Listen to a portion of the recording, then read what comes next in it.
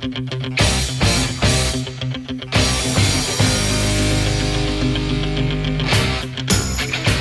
답답한 정치 이슈를 팍팍 때려보는 시간입니다. 정치펀치. 오늘은 천하람 국민의힘 전남 순천갑 당협위원장 전화 연결돼 있습니다. 안녕하세요. 네, 순천만 정원의 남자 천하람입니다. 순천만 정원 박람회 아직도 합니까? 네, 저희 10월까지 하거든요. 예. 네, 관람객 300만 넘었으니까요. 아직까지 예. 안 와보신 분들 많이 와보시면 아주 좋습니다. 예. 네. 그 천하람 위원장과 김남국 의원이 방송 출연 상당히 겹쳐서 많이 했죠. 많이 했고요. 예. 김남국 의원 때문에 지금 그 코너가 없어질 위기입니다. 코너가 없어질 위기다. 네. 근데 제가 오늘 누구한테 들어보니까 그런 이야기를 네. 하더라고요. 방송에 옛날부터 같이 나왔던 사람들에게는 네. 여야 가리지 않고 코인 한번 투자해봐라 라는 이야기를 과거에도 했었다. 그런 이야기를 들었는데 맞나요? 혹시 천하람 위원장한테는 그런 이야기 안 했어요? 제가 직접 들었는지 이제 예. 대기실에서 다른 분들이랑 같이 얘기했는지는 그렇죠. 네, 정확하게 기억은 나진 않는데요. 예. 예, 코인 투자 열심히 하고 있고 잘하고 있다 이런 얘기는 저도 들은 적은 있습니다. 몇 년 전이세요? 한 1, 2년 정도 1, 2년 전에. 전부터는 저도 사실은 김남국 의원 코인 열심히 하고 있다는 거 알고는 있었습니다. 그렇군요. 네. 상임위 활동 중에도 코인을 했을 거다라고 예견을 했었던 이유도 그것 때문입니까? 그런 점도 있고요. 예. 무엇보다도 한동훈 장관 청문회 날이라고 해가지고 코인 거래소가 쉬는 건 아니잖아요. 그렇죠. 그렇죠. 예. 예. 이게 그냥 인간 생각해 보면 예. 만약에 저라도 제 재산의 절반 이상이 코인에 게다가 비트코인 같은 것도 아니고 변동성이 큰 이제 소위 잡코인이라고 하는데 들어가 있으면은 네. 30분에 한 번은 최소한 볼 것 같거든요. 예. 그건 어쩔 수 없는 부분인 것 같아요. 저도 너무 궁금할 것 같고 그리고 아무리 한동훈 장관 청문회건 얼마나 굉장히 중요한 어떤 국정조사 중이건 그 어떤 거래를 하고 싶다라는 욕구를 이겨내기는 어려울 것 같다고 저도 예상했기 때문에 예. 예, 그러다 보니까 이모 논란이 나온 거 아니냐 이렇게 저도 예상했었는데 예. 안타깝게도 맞았죠. 네. 상임위 중에 몇천 원 했다 이거는 사과를 했는데 사과는 어떻게 보셨어요? 우선 지금 상임위 중에 정확하게 몇 건의 거래를 했는지가 아직 다 정리가 된 것은 아닙니다. 그렇죠. 예. 그런데 지금 김남국 의원은 설화에 설화를 더 하고 있거든요. 만약에 상임위 중에 조사를 해봤는데 몇천 원이 아니라 몇만 원, 심지어는 수백만 원, 수천만 원 거래를 한 게 나오면 어떡할 겁니까? 그러니까 이런 무슨 몇천 원이다 이런 쓰잘데기 없는 소리 하지 말고 이거는 그냥 상임위 거래 중에 이런 어떤 상임위 거래를 한다. 죄송합니다. 예. 상임위 회의 중에 이런 코인 거래를 한 것 자체가 문제 아니겠습니까? 그렇죠. 좀 예. 본인의 해명으로 인해 가지고 더 일을 악화시키는 거는 좀 그만했으면 좋겠습니다. 이게 지금 탈당이 됐는데 의원 제명 이런 이야기까지 나온단 말이죠. 이 사태가 어디까지 갈 거라고 보세요? 제가 민주당 대표라면은 예. 영구 복당 금지의 차원의 출당을 할 것 같습니다. 영구 제명 같은 조치를 할 것 같은데요. 예. 이게 민주당 입장에서는 이보다 나쁠 수 없는 타이밍에 탈당을 한 겁니다. 이거는 처음부터 진상조사 이런 얘기를 꺼내지를 말든가 김남국 의원 본인이 진상조사를 요청해 놓고 진상조사가 좀 본격화되고 또 쇄신의총에서 어느 정도 얘기가 진행될 타이밍에 탈당을 했다는 것 아니겠습니까? 예. 게다가 원내대변인 이소영 의원인가요? 얘기에 의하면 핵심적인 자료들도 제출이 덜 된 상황에서 예. 탈당을 했다는 것인데 이거는 말 그대로 그 진상조사를 피하기 위한 탈당이라고밖에 보이지를 않아요. 그래서 예, 이거는 정말 도피식 탈당인데 그런 도피식 탈당을 하면서 잠시 뒤에 돌아오겠다? 이거는 제가 당대표라면은 우리 당을 뭘로 보는 거지? 라는 생각이 절로 들 것 같습니다.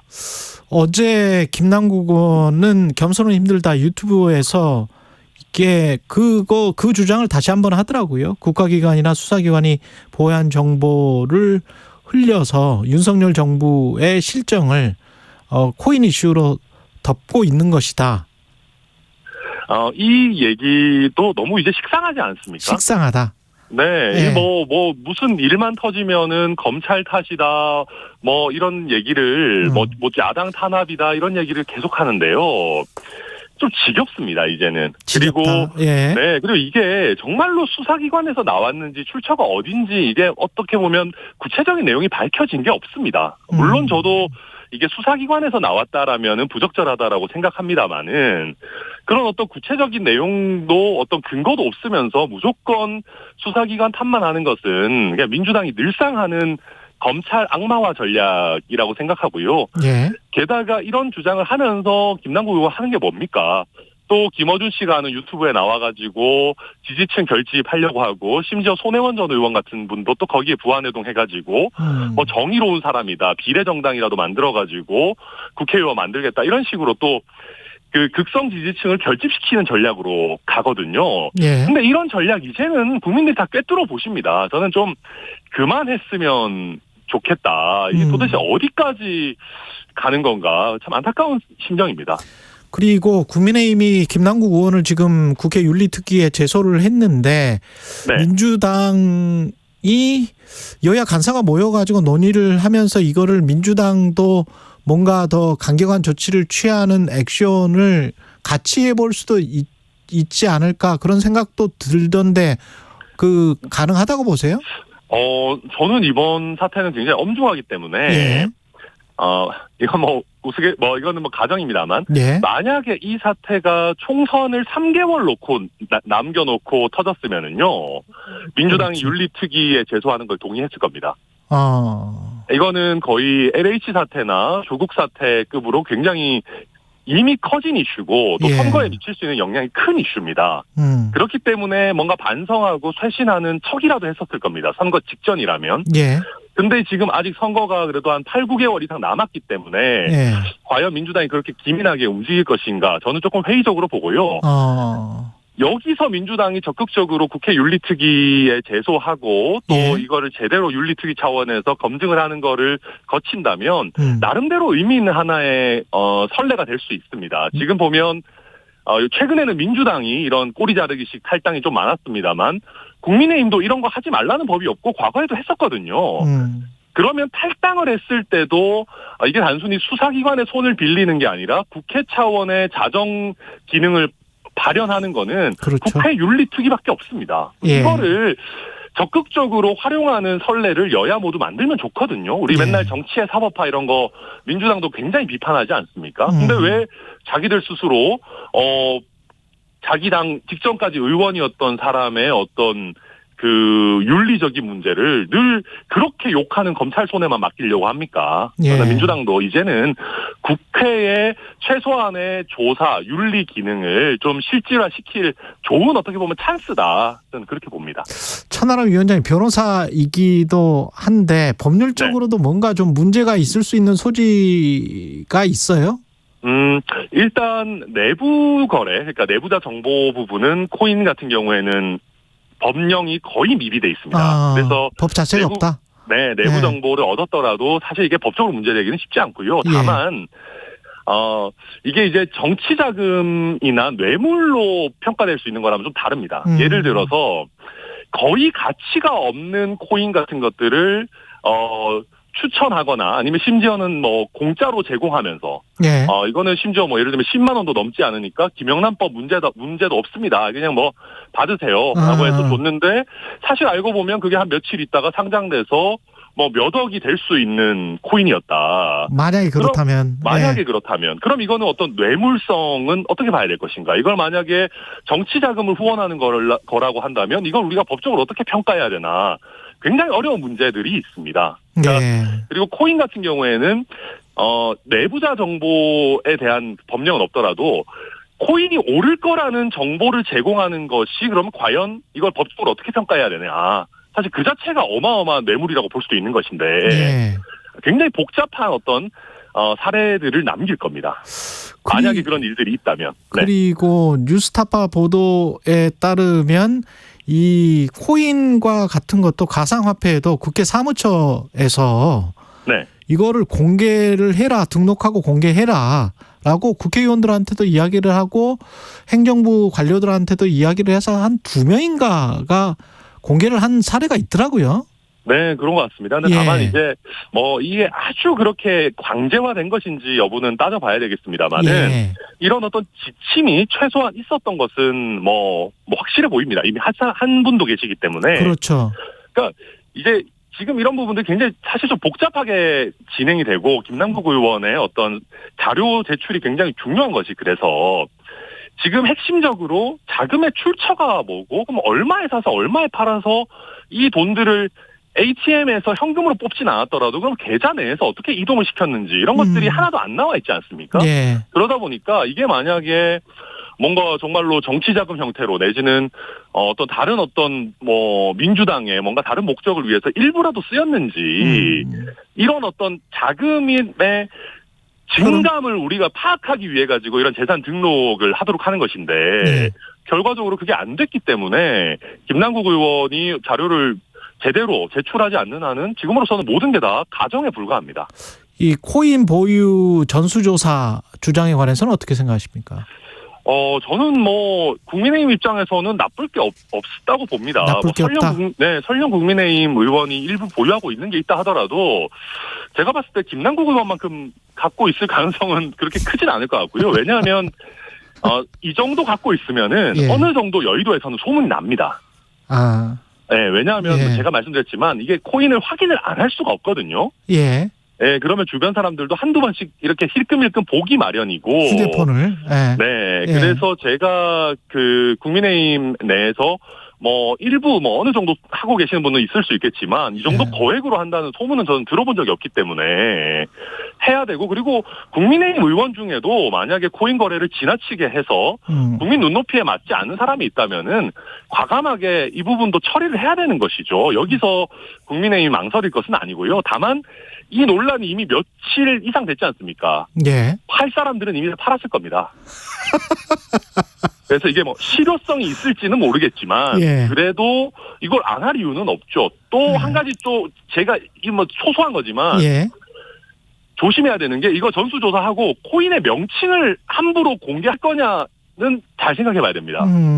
왜냐하면 국회의원이 가지고 있는 코인이라고 하면 또 폭동할 수 있겠네. 폭등할 수 있어요. 예. 이거는 아무튼 굉장히 세심하게 제도는 설계하되 국민의힘이든 민주당이든 이거는 이번 기회에 한번 제대로 지침을 만들고 가야 되는 거는 뭐 전 당연한 것 같습니다. 그리고 8929님이 코인 거래가 옳고 그름을 떠나서 이준석 전 대표가 코인 거래에서 돈 벌었다고 할 때는 뭐 사람들이 별 이야기 안 하더니 네. 김남국 의원은 왜 떠들썩한가 이런 의견은 어떻게 보세요?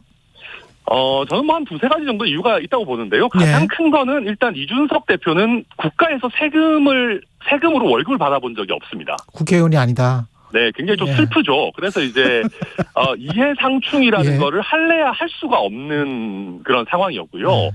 그리고 만약에 이준석 대표가 당무를 하고 있는 뭐가 있을까? 예를 들면 최고위원회 중에 예. 코인 거래를 한 것이 드러났다라고 하면 저희도 비판했을 겁니다.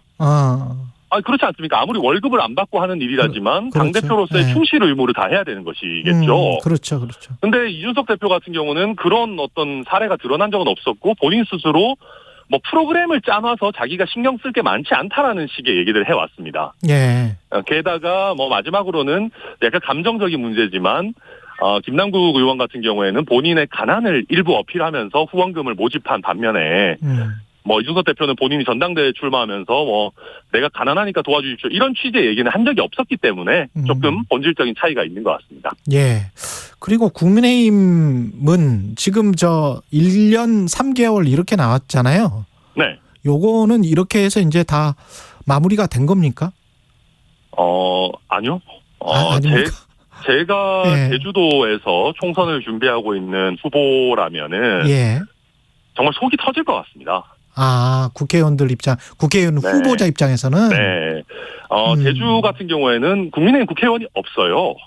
예. 그래서 지금 다들 이제 서력을 기다리면서 열심히 하고 계시는 분들이 계시는데, 만약에 태영 의원 이슈가 총선 직전에 태영 의원에게 공천을 주거나 아니면 심지어는 컷오프를 안 시키고 경선 기회라도 부여를 하게 되면 제주 민심은 정말 싸늘하게 돌아설 겁니다.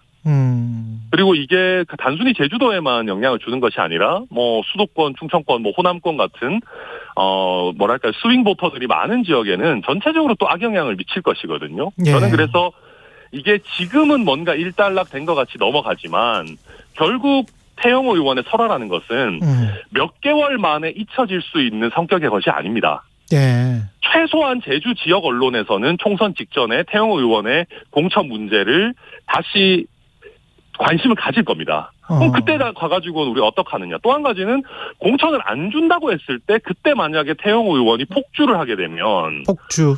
녹취록. 이것은 그 리스크는 또 어떻게 감당할 것인가. 저는 여러 가지로 그래서 왜 이 위험성을 총선 때까지로 미루지? 저는 사실 좀 이해하기가 어렵습니다. 미봉책이라고 저는 그래서 평가합니다. 예. 근데 여하튼 최고위원이 한 자리가 지금 공석이 됐기 때문에 누군가를 뽑아야 되는데 어떻게 뽑아야 되고 누가 돼야 되는 겁니까? 한번 저는 상상을 해봤습니다. 예. 만약에 우리 뭐 당대표께서나 아니면은 그 보궐선거 선관위원장께서나 아니 뭐 선관위원장 얘기하기 어렵겠지만 당내에서 지금 사실 지도부가 어찌 보면 다양성이 좀 없다. 그러니까 우리 지도부에 좀 다양성과 어떤 조금 다른 어떤 관점, 좀 다른 아이디어를 보충해 줄 수 있는 분을 모시고 싶다라고 메시지를 낸다면 저는 참 좋은 일일 것 같습니다. 그런데 그런 메시지는커녕 뭐 또다시 친윤으로 가야 되고 김기현 대표의 리더십을 보강해 줄 수 있을 만한 인물로 가야 되고 이런 얘기들이 지금 주로 나오거든요. 그런데 아니 김기현 대표의 리더십이 또 한 명의 최고위원으로 보강을 해줘야 될 만큼 허약한 것입니까? 저는 왜 그것이 어떤 최고위원 선출의 기준이 되어야 되는지 사실은 좀 납득하기가 어렵습니다. 그 혹시 최고위원 제안 같은 거 안 왔어요? 아니 지금 친윤으로 가자고 하는데 저한테 무슨 제안을 하겠어요? 예, 아니 그러면 뭐 나오겠다 뭐 이런 말씀 그런 의도나 생각은 전혀 없습니까? 네. 저는 뭐 최근에 그 지역 활동에 충실하고자 서울 방송도 지금 줄이려고 우리 지금 아침 시사의 최고봉인 지금 최강 시사도 전화 출연을 하고 있는데 예. 제가 다시 최고위원 선거에 좀 뛰어드는 거는 예. 저는 조금 안 맞다. 그리고 최근까지 뭐 당대표 선거 뛰었었는데 예. 제가 무슨 뭐 선거 중독자는 아니잖아요. 예. 네. 예. 그래서 저는 이번에는 뭐 출마할 생각은 없습니다. 이준석 전 대표도 지금 순천에 있죠. 네, 순천에 그럼 있습니다. 두 분이 꽤 오래 계시는 것 같은데 네. 이게 광주 호남 지역에 공을 들이는 특별한 이유가 있습니까? 네, 뭐 저는 글쎄요, 저는 전국 어디나 저는 정치인이라면 공을 들여야 된다라고 생각하고요. 예. 할 수 있다라고 믿는 사람들이 몇 없는 것 같습니다. 그러니까 뭐 저나 이준석 전 대표나 뭐 저희 천하용인의 다른 사람들이나 네. 호남도 저희가 열심히 하면 국민의힘 지지해 주실 수 있다라는 믿음을 가지고 있거든요. 예. 그리고 실제로 그 믿음을 가지고 열심히 뛰었기 때문에 뭐 지난번 지방선거 같은 경우에는 사실 광역단체장 기준으로 전부 15%를 넘기는 어마어마한 성장을 기록을 했습니다. 그래서 하면 할 수 있습니다. 근데 저희가 중요한 것은 혹시 당내에서 뭐 저희 구성원이나 아니면 심지어는 지지자 중에서도 호남은 어차피 해봤자 안 되라고 하는 그런 뭐 호남을 포기해야 된다는 생각을 가지고 있다면은 저는 이 방송을 빌어가지고 이런 호남 포기 전략을 포기해야 된다. 조금만 잘하면 마음의 문을 열어주실 오히려 유권자들의 준비는 되어 있다. 저희가 거기에 맞춰가지고 잘 노력하고 또 좋은 인물들을 꾸준히 발굴해서 일관성 있는 진정한 노력을 한다면은 저는 호남에서도 멀지 않은 시기에 국민의힘의 정치인들이 활약하는 거 볼 수 있다고 저는 기대하고 있습니다. 근데 마지막으로 한 가지만 국민의힘 내에서도 지금 사실은 이제 비주류로 내몰린 거잖아요. 이 천하용인과 이준석이. 그러면 그런 상황에서 국민의힘의 이름으로 공천을 받을 수 있을 것이며 또 어떻게 할 수 있을 것이다. 당선이 될 수 있을 것이다. 그게 될까요? 저는 뭐 결국에는 그 국민들의 뜻에 달려 있다라고 봅니다. 그리고 지금 저는 총선이 앞으로 누가 누구에게도 쉽게 유리하다라고 할 수 없는 국면으로 접어들 것이라고 보고요. 또 그렇게 된다면은 그래도 당내에서 또 뭐랄까요, 그래도 민심에 가까운 저희 천하용인들이 또 할 수 있는 역할들이 있지 않겠느냐. 네. 저희는 그렇게 기대하고, 또 저희는 일단 지금은 지난번 전당대회는 결과가 좋지 않았지만 결국은 저는 제일 좋은 해결책은 저희가 주류가 되는 거다라는 생각이고, 계속해서 당원들과 국민들을 좀 설득해 나갈 생각입니다. 예, 여기까지 듣겠습니다. 천하람 국민의힘 전남 순천갑 당협위원장이었습니다. 고맙습니다. 네, 감사합니다. 여러분은 지금